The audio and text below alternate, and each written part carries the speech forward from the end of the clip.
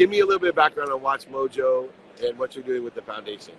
Sure. So we launched around the same time that YouTube launched. So we wanted to tell, a story with a video on every topic. And we obviously are known more today for our top 10 lists on movies. And I think the challenge that we had is our fans come to us because they're fans of TV shows, movies, and actors. But then how do we do it when tragically there's some bad news and an actor passes away? Historically, if you're People magazine, you put Princess Diana on your cover, Robin Williams on your cover, and the fans eat it up and they understand it's part of paying tribute.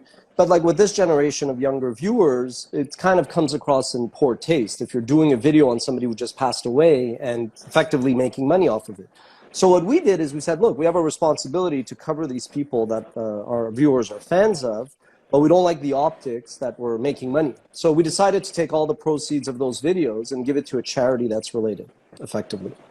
How has the digital content medium changed the format of being able to significantly defer money to a purpose or a cause related to somebody's intention that may have passed, which has been a thing that's been around for years? Exactly. I mean, I think the beauty of the web is everything is pretty trackable and transparent. So it's very easy to be able to just say, okay, if in a given period you generated X dollars of revenue, to then just find a charity and then just kind of make that donation. And I think what helps is we're basically pleasing all stakeholders. We're basically, respecting the artist who passed away.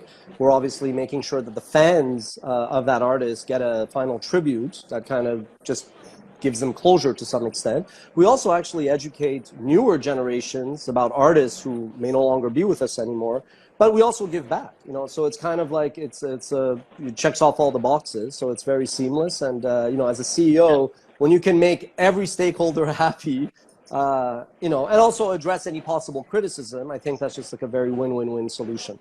What are some of the aspects of human nature that has made you so successful with WatchMojo? I think very early on, I would view myself more as kind of like an advisor coach than an employer. I wasn't necessarily there just to make sure people hit their numbers. I actually got into their mind to try to understand, what is it that's holding you back from being the best version of yourself.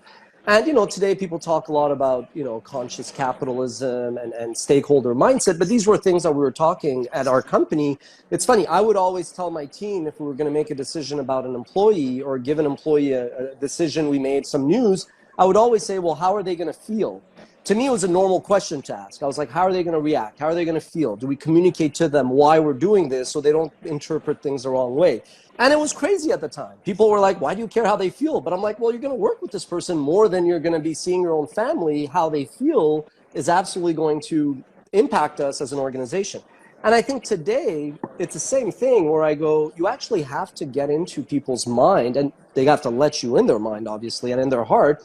And you got to kind of say, well, what happened to you last year or, in your youth that maybe explains why maybe you're having some struggles and some challenges. And I think in HR, that's not always encouraged because there's always been the separation of people's personal lives and their childhood with what they do at work. But I think with the pandemic and how people react to it, I think those worlds are going to collide quite rapidly.